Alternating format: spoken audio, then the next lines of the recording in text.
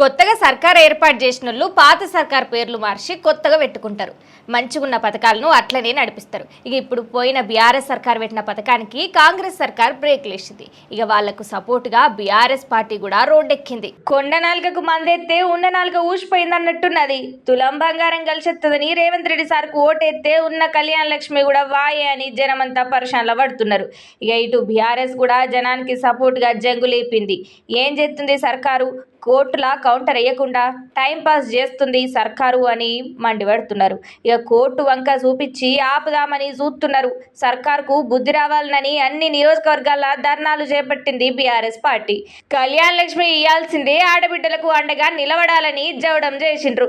ఇంకో దిక్కు మంత్రి పొన్నం సారు కూడా మాట్లాడుకుంటా ఏమన్నాడో ఈనుండ్రి. అగోనట ఎత్తేలేరట ఇద్దరట ఎనుకో ముందో.